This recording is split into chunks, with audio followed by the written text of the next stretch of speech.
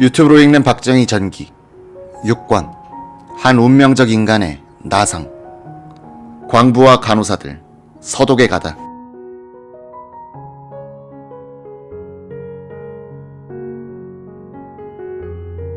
(1963년부터) 1965년은 박정희가 정치 혼란에 휘말리면서도 방향 감각을 놓치지 않고 국가의 진로를 대외지향으로 확실하게 잡은 시기였다. 서독의 광원 간호사 파견, 남미 이민, 월남 파병, 원양어장 개척, 현대건설의 해외 진출, 한일 국교 정상화, 수출입국 정책이 모두 이 기간에 추진됐다. 국토 분단으로 반쪽을 잃은 한국은 해외로, 세계로 나아가서 드넓은 민족의 활동 공간을 확보하게 된다. 조선조 이후 사라졌던 우리 민족의 야성과 해양 정신이 되살아나는 계기를 잡은 것이다. 이기홍은 이승만 정부 시절에 부흥부의 기획국장으로 있으면서 경제개발 계획 수립에 참여했다. 그는 1962년 3월 서독 주재 한국대사관의 경제기획원 주재관으로 파견됐다. 당시 군사정부는 해외에 인력을 수출하기 위해 여러 나라의 한국대사관에 훈령을 내려놓고 있었다. 이기홍 주재관과 김태경 보좌관은 루루 탄광지대에 주목했다. 이곳에서는 가스트 어바이터라고 불리는 이탈리아, 터키, 스페인, 일본 광부들이 일하고 있었다. 이기홍은 체구가 작은 일본 광부가 일할 수 있다면 한국 광부들도 못할 게 없을 것이라 생각했다. 더구나 일본 광부들은 본국에서 경제사정이 호전되자 제독 노동에 흥미를 잃고 돌아가는 추세였다. 이기홍 주재관은 루루 지방의 탄광 회사들을 방문하여 그들의 생각을 떠봤다. 회사들은 한국 광부들을 받아들이겠다면서도 노동청의 허가가 있어야 한다고 했다. 이, 김 두 사람은 노동청의 캐퍼비츠 노동정책국장을 찾아갔다. 독일어에 능통한 김태경 사무관이 설명했다. 우리나라는 가난하지만 사람들은 모두 부지런합니다. 우리 광부들은 또 군복무 경험이 있어 잘 훈련되고 단체 생활에 익숙합니다. 캐퍼비츠 국장의 표정이 동정적으로 변하더니 선뜻 수락했다. 이기홍은 의기양양하게 한국 대사관으로 돌아와 대사에게 보고했다. 대사는 왜 그런 일을 하고 다니느냐고 버럭 격정을 냈다. 노무자들이 독일에 오면 골치가 아프다는 것이다.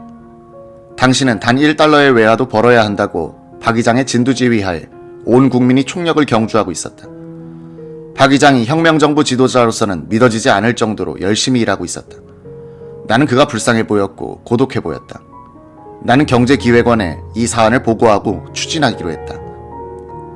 1963년 여름 김종필 전 정보부장이 자의반 타의반의 외유 도중 서독을 방문했다. 그는 중앙정보부 소속으로서 한국 대사관에 파견 나와 있던 6사 8기 동기생인 윤웅정 참사관 및 김태경 사무관과 함께 루루 지방의 한 탄광 막장까지 들어가 봤다.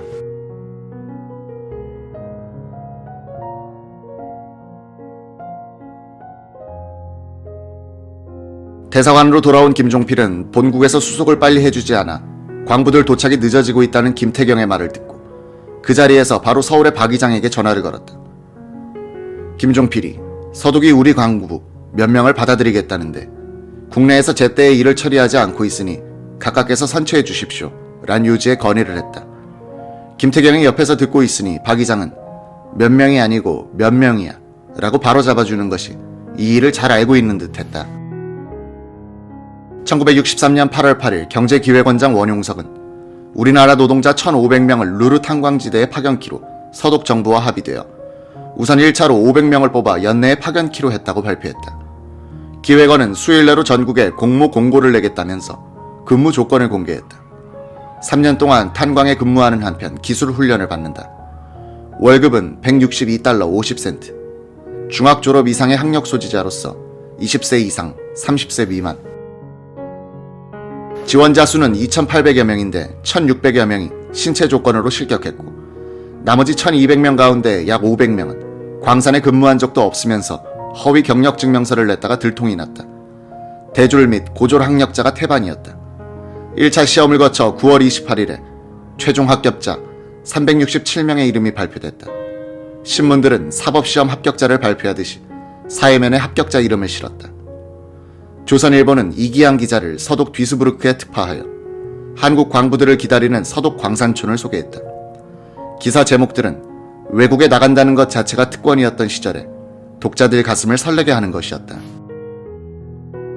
호텔 부럽지 않은 숙소, 방마다 독서실에 오락시설까지 갖추어 돈과 맥주와 아가씨와 2주 연가된 파리에서 데이트도, 지하 800m서 콜라가 수도처럼, 라인 강병 처녀, 동양 총각 조화, 민간 외교 역할, 코리아 자랑이야.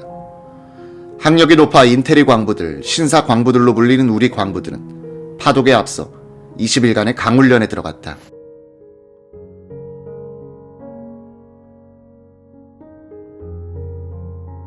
파독 광부로 선발된 사람들 가운데는 광부 출신이 아닌 사람들이 많았다.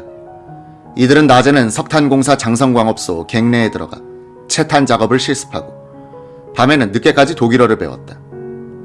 파독 광부 일진 123명은 1963년 12월 21일 에어프랑스 편으로 서독을 향해서 떠났다. 공항에서는 해외 취업자와 가족의 이별이 있었다. 부산대 법학과를 졸업하고 광부를 지원한 우동천의 아내 조영희는 3년간 헤어져 살게 되어 고달프지만 남편을 위해 희망을 안고 기다리겠다면서 눈물을 삼키고 웃음을 보냈다. 이런 장면은 개발연대의 공안과 항구에서 곧 익숙한 풍경이 될 터였다. 이날자 조선일보 사설은 이렇게 당부했다. 실업 문제의 해결이란 점에서 우선 다행이라고 생각하지만 여러 가지 면에서 배울 점도 많을 것이다. 비록 갱내에서만 작업한다 하더라도 3년간이나 눈여겨보느라면 습득할 것이 많겠다. 이들이 3년간의 복무기간을 끝내고 돌아오면 국내에서 모범공원으로서 석탄 개발에 이바지하는 바 적지 않을 것이다. 또 독일인은 근면한 국민으로서 세계에 알려져 있다. 서독 경제부흥의 기적을 가져온 첫째 원인도 이 근면에 있다고 하는데 그들과 같이 일을 하게 되면 배우는 것이 많을 것이다. 먼저 간 사람들이 성심껏 일을 하여 능률을 올리면 신용을 얻어서 계속해서 한국에 인원을 요청하게 되겠지만 한국 사람은 못 쓰겠다는 결론에 이르게 되면 후진에게 길을 맡게 될 터이니 먼저 가는 책임이 크다는 것을 충분히 자각해야겠다. 해가 바뀌어 1964년 2월 21일자 조선일보는 한국 광부는 우수하다. 라인 강변에서 온 봄 소식을 전했다. 광부들이 노동청장 앞으로 보낸 편지를 소개한 기사.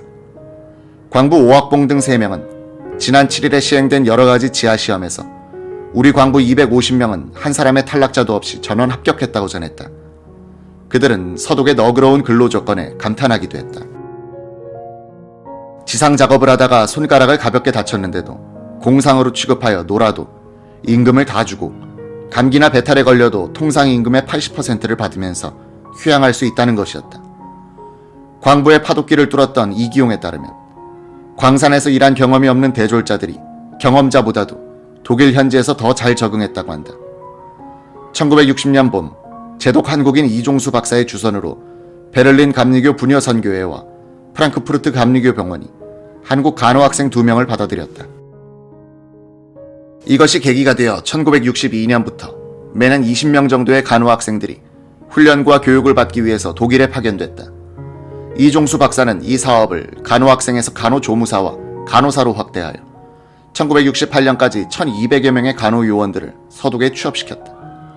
서독 마인츠 대학병원 소아과 의사 이수길 박사는 1964년 서독에서 간호사들의 수가 모자란다는 점에 착안해 서독 간호사와 똑같은 대우를 받는다는 조건으로 한국 간호사의 취업을 주선했다.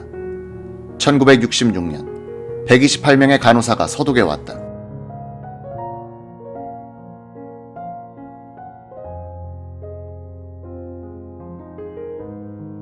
두 민간인에 의하여 시작된 간호사들의 서독 취업 사업은 1969년부터 정부가 해외개발공사를 통해 개입해 1977년까지 1371명의 간호사가 서독에 취업하게 됐다. 1973년 현재 서독 전체 병원의 12.6%에 해당하는 452개 병원에 6124명의 간호사들이 근무하고 있었다.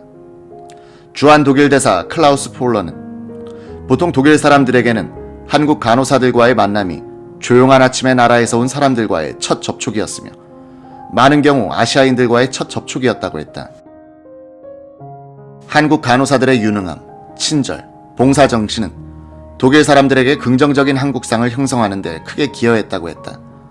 그는 또 한국에 거주하는 독일인이 미국인 다음으로 많은 것도 간호사들을 매개로 하여 두 나라 관계가 밀접해졌기 때문이다 라고 했다. 한국 간호사들은 특히 노인 환자들에 대한 극진한 각, 민첩한 업무 처리로서 좋은 평가를 받았고, 독일 사람들로부터는 질서와 준법 정신, 근검 절약, 신앙을 기초로 한 합리적이고 긍정적인 생활 태도를 배웠다. 연 인원에서 파독 간호사 수는 광산 근로자를 능가하게 된다.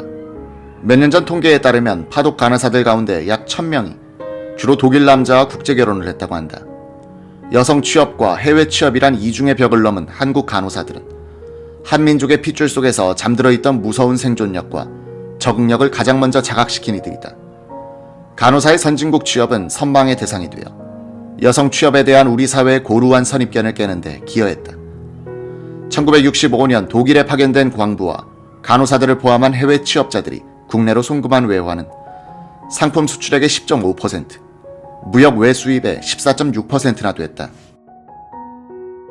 1967년에 가면 월남 파병에 따른 특수로 해외 송금액이 상품 수출액의 36%, 무역 외수지의 31%를 차지하게 된다.